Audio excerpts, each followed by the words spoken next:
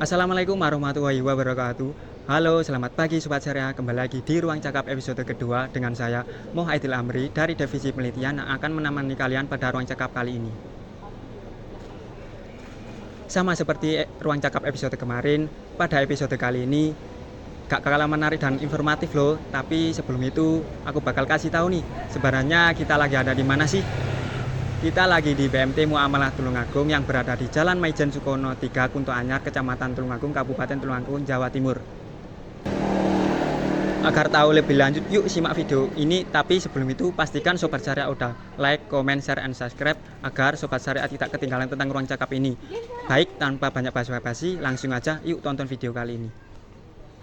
BMT atau Baitul Mal wal Tamwil adalah suatu lembaga keuangan mandiri yang berfokus pada pengembangan usaha-usaha produktif dan inovatif. Pada kesempatan kali ini, kita mengulik salah satu BMT di Kabupaten Tulungagung, yaitu BMT Muamalah.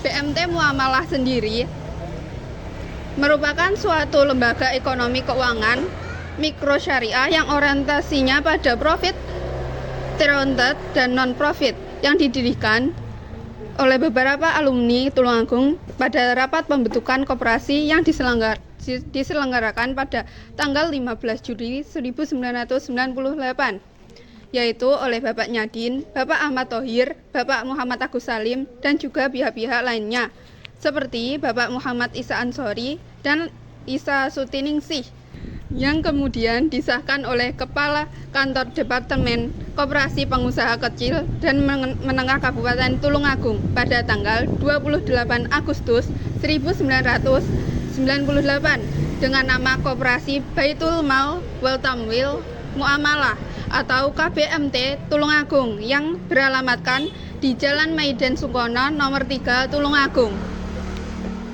Berkembangnya arus teknologi tentunya berdampak di berbagai bidang, salah satunya di bidang keuangan yang dimana BMT belum diketahui oleh masyarakat. Dampak yang dirasakan khususnya untuk BMT sendiri adalah kurangnya pengetahuan serta literasi masyarakat terhadap BMT atau Baitul Mal wal Tamwil, karena masyarakat cenderung melakukan transaksi dan menggunakan bank konvensional sebagai pilihan untuk berinvestasi, melakukan pinjaman, serta mengembangkan berbagai kegiatan usaha. Untuk solusi dan dampak lainnya, serta bagaimana sistem operasional BMT lebih lanjut, kita langsung simak saja wawancara kali ini untuk mengenal lebih dalam BMT Muamalah tersebut. Baik, sebelumnya Assalamualaikum warahmatullahi wabarakatuh. Perkenalkan, nama saya Naswa Fadilah, perwakilan dari HMPS Perbankan Syariah UIN Said Ali Rahmatullah Tulungagung. Untuk sebelumnya, kalau boleh tahu dengan Bapak siapa? Nama Hasan Sultani, panggil saja Hasan gitu aja. Nggih, Pak Hasan saat ini menjabat sebagai apa? Nggih. Saya di sini sebagai pengurus, tepatnya sebagai sekretaris. Nggih. BMT sendiri ini kan merupakan sebuah lembaga ya, dan pastinya sebuah lembaga itu punya visi dan misi. Mungkin dari BMT Muamalah visi misinya apa, Nggih, Pak? Baik, terima kasih atas kesempatannya. Jadi memang BMT ini atau lebih dikenal dengan Baitul Mal wal Tamwil ini punya semacam visi atau misi, yaitu yang pertama sebagai gerakan pemberdayaan dan yang kedua itu sebagai gerakan pembebasan dan juga sebagai gerakan keadilan gitu ya. Mohon maaf, yang pertama tadi adalah pembebasan, pemberdayaan, yang terakhir adalah keadilan. Kenapa kok konsep BMT ini muncul? Ini pada awal kemunculan BMT ini kan sebagai kegelisahan atau kerisauan dari penggiat-penggiat ekonomi yang dimotori oleh mulai dari Majelis Ulama Indonesia, kemudian ada Bank Muamalat, kemudian ada Pinbook, yang di situ juga ada Prof. Amin Aziz. Itu ada semacam kegelisahan bagaimana mencetuskan sebuah lembaga keuangan yang itu bisa dinikmati oleh kalangan di tingkatan paling bawah. maka muncullah pada saat itu namanya BMT, Baitul Mal wa Tamwil gitu. Nah, dalam visinya yang tadi saya katakan, yang pertama adalah kaitannya dengan gerakan pembebasan. BMT ini ingin membebaskan dari masyarakat ini dari rentenir pada awalnya ya. Kalau dulu kan rentenir merajalela. Kalau saat ini mungkin juga sebagai gerakan pembebasan dari pinjol-pinjol yang saat ini juga banyak korbannya di masyarakat sudah luar biasa, termasuk mahasiswa ya. Panjenengan mungkin ikut pinjol dan ini pembebasan. Kemudian setelah kita bebaskan, maka visi kita adalah sebagai memberdayakan mereka. Jadi setelah kita bebaskan mereka itu dari pinjol, rentenir, dan utang piutang yang itu sangat bagi kalangan mereka itu ada unsur kezaliman dan ketidakadilan, maka kami hadir untuk membebaskan dan memberdayakan mereka untuk lebih bagaimana konsep berekonomi secara syariah yang sudah dikenalkan di dalam Islam itu mampu dinikmati oleh kalangan yang paling bawah. Kemudian yang terakhir adalah gerakan keadilan. Gerakan keadilan ini adalah penting untuk kita dakwahkan sebagai kita sesama muslim ya, karena siapa lagi nanti yang akan mensiarkan konsep-konsep ekonomi yang berbasiskan syariah. Tentu panjenengan semua ini juga, apalagi di jurusan perbankan syariah ini juga menjadi salah satu tanggung jawab dan kewajiban juga untuk mensiarkan lembaga-lembaga ekonomi syariah ya, baik perbankan syariah maupun non perbankan yang masih menggunakan konsep syariah seperti Baitul Mal wa Tamwil, koperasi simpan pinjam pembiayaan syariah, dan ada Baitul Tamwil yang juga menggunakan konsep syariah. Itu menjadi tugas panjenengan semuanya. Jadi tugas mulia yang ingin diemban di BMT itu. Jadi ada konsep pembebasan, pemberdayaan, dan konsep keadilan gitu. Baik, mungkin untuk pertanyaan selanjutnya, apa saja sih Pak produk yang ada di BMT, lalu untuk akad yang digunakan oleh BMT Muamalah sendiri ini apa? Baik, jadi beberapa produk yang ada di lembaga keuangan syariah atau di BMT itu dari sisi pembiayaan ya, di sana ada mudharabah, kemudian ada musyarakah, kemudian ada murabahah gitu ya. Jadi tinggal ketika kita mengedukasi atau ketika kita menanyakan kepada calon anggota kita inginnya itu untuk apa ketika datang ke BMT, ada salah satu contoh mungkin anggota ini ke BMT ingin memberi sepeda motor gitu, maka akad yang kita gunakan adalah akad jual beli atau akad murabahah ya, atau ada namanya akad baik zaman ajil. Kemudian kalau ada anggota juga yang ingin datang ke lembaga BMT ini, contohnya ingin usaha gitu ya, berarti kan akad yang kita gunakan ini cenderung kepada konsep mudharabah gitu ya. Tinggal mereka ini datang ke sini itu seperti apa ya, kita ingin mengaplikasikan lah seperti ketika panjenengan di dalam mata kuliah itu kan juga ada namanya beberapa mata kuliah tentang akad dan transaksi keuangan syariah ya.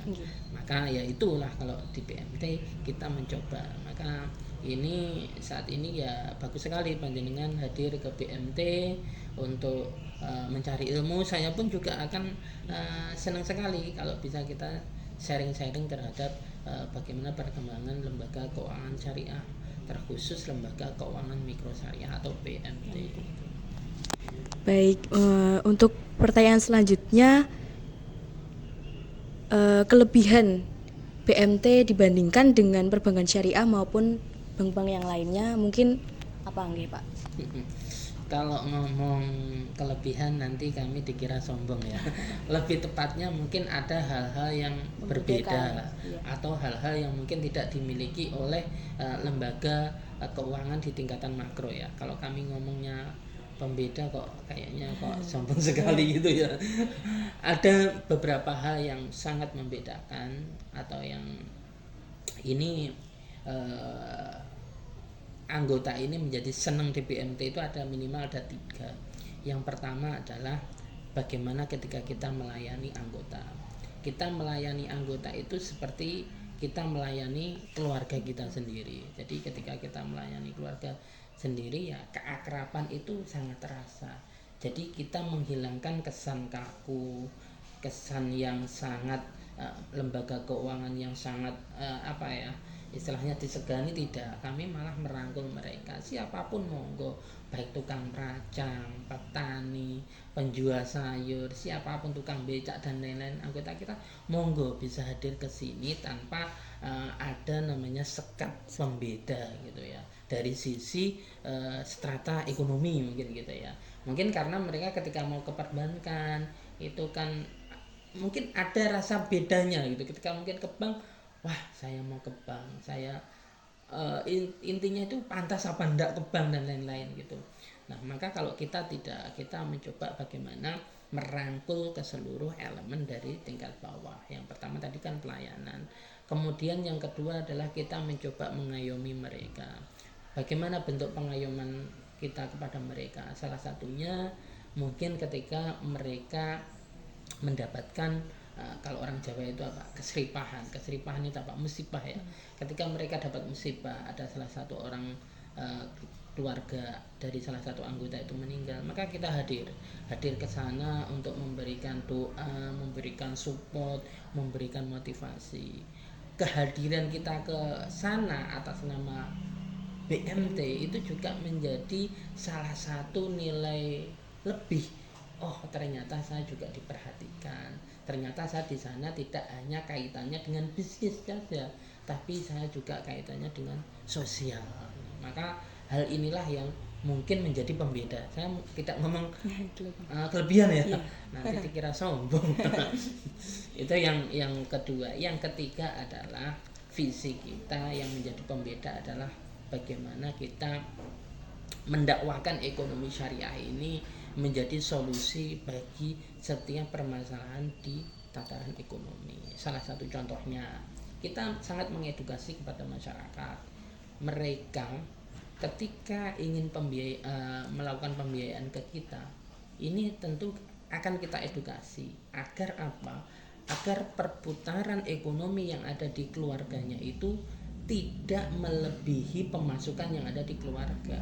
Contohnya, ketika kemampuannya dia itu dalam 1 bulan harus menghidupi keluarga itu 3 juta, maka ya kita harus bisa menganalisis bagaimana pembiayaan yang mereka lakukan ke kita ini tidak menzalimi dari keuangan mereka gitu. Kan biasanya yang menjadi permasalahan itu karena tuntutan ekonomi, kemudian di salah satu lembaga itu ada tuntutan target, maka siapapun ya oke, tidak ada model-model edukasi seperti ini. Tapi kita tidak, kita mencoba mengedukasi kepada calon anggota kita atau masyarakat agar ekonomi yang ada di dalam keluarga ini, meskipun dia melakukan pemberdayaan atau bermitra kepada BMT, itu tidak mengambil hak-hak yang lain. Harusnya ini hak untuk sekolah, ternyata untuk nyaur utang kan gitu kan, tidak boleh ini kan.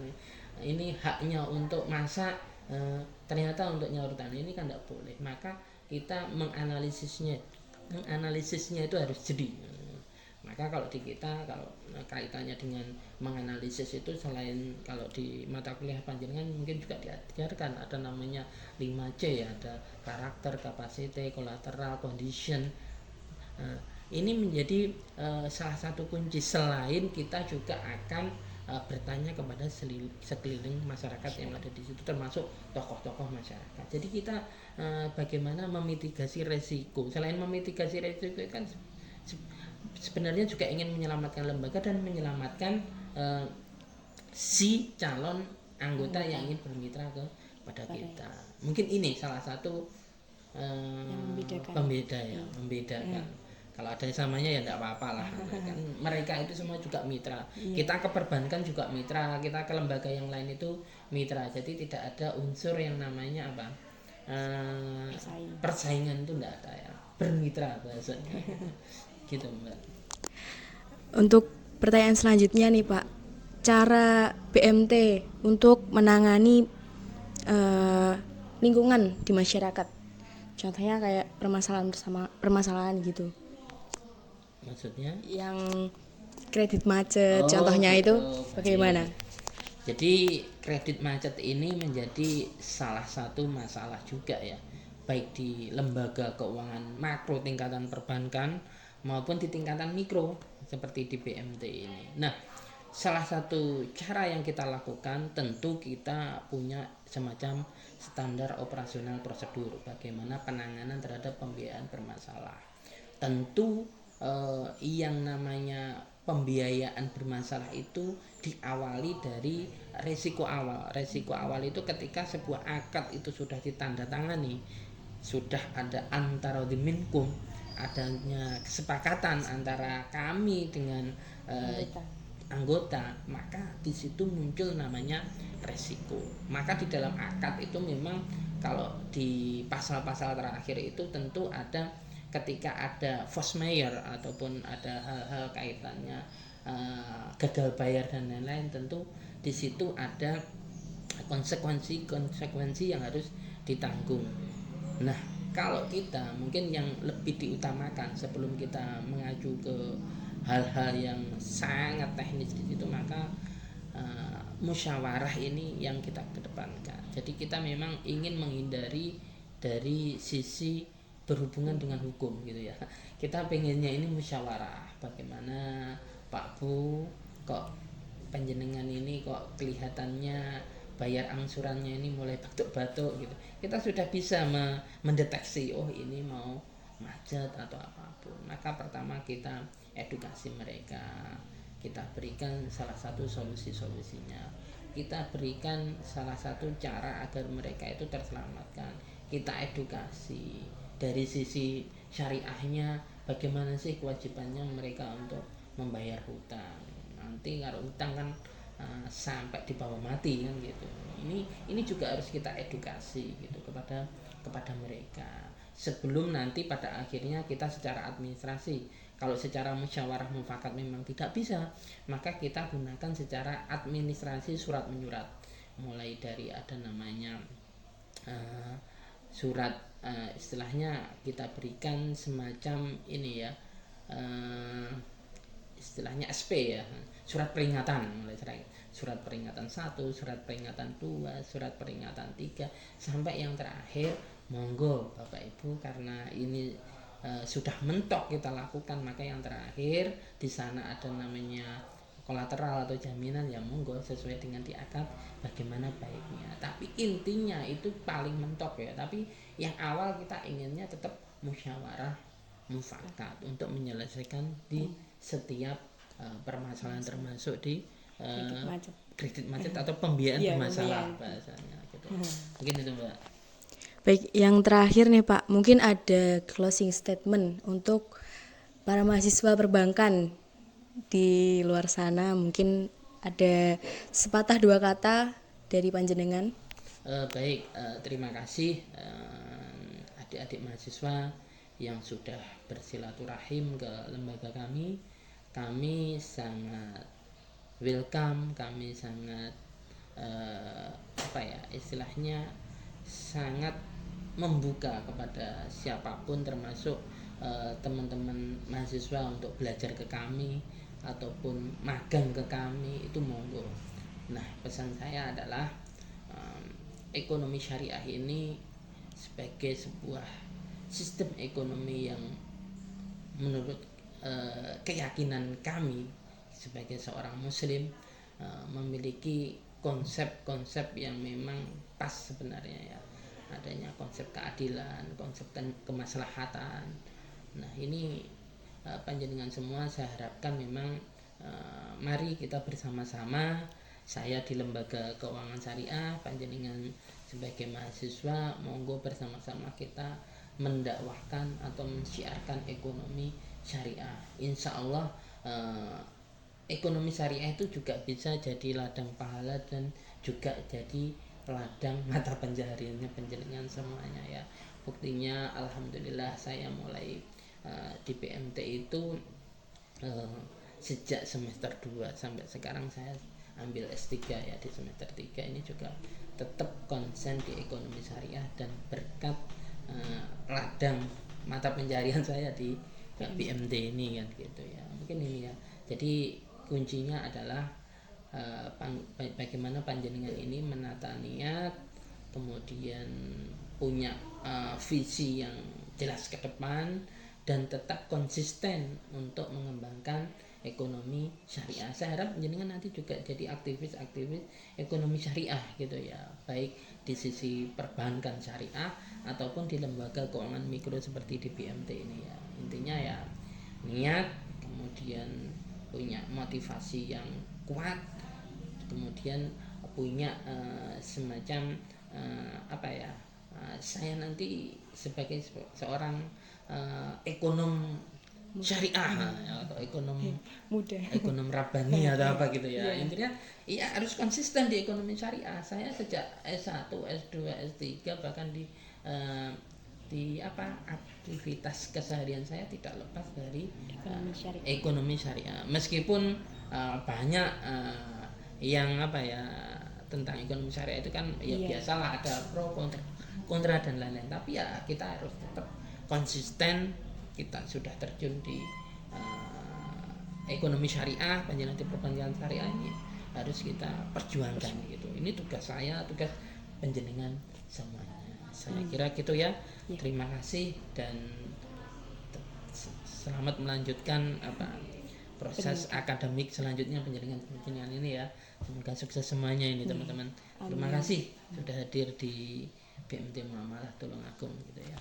Baik, terima kasih sebelumnya kepada Pak Hasan Sultoni atas waktu dan kesempatannya untuk memberikan informasi tentang BMT.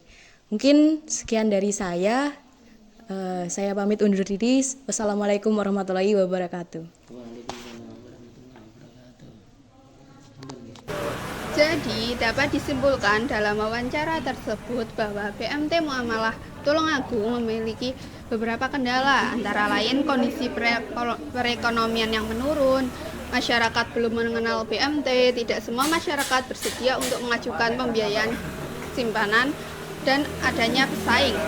Solusi yang dilakukan antara lain BMT Muamalah Tulungagung melakukan strategi pemasaran secara intensif, memberikan pemahaman tentang BMT kepada masyarakat, menjelaskan keunggulan dari BMT Muamalah Tulungagung, dan sudah sepatutnya sebagai mahasiswa mampu untuk mendakwahkan ekonomi syariah di kalangan masyarakat dan mahasiswa. Dan dengan peran aktif sebagai mahasiswa diharapkan dapat meningkatkan kesejahteraan masyarakat melalui pengembangan ekonomi berkelanjutan. Sekian dan terima kasih. Nah, itu tadi teman-teman tanggapan dari pegawai BMT Muamalah Tulungagung terkait pertanyaan mengenai sistem operasional BMT Muamalah Tulungagung. Sekian Ruang Cakap episode 2 kali ini. Semoga apa yang disampaikan tadi bermanfaat bagi kita semuanya. Saya Muhammad Aidil Amri selaku MC pamit undur diri. Wassalamualaikum warahmatullahi wabarakatuh.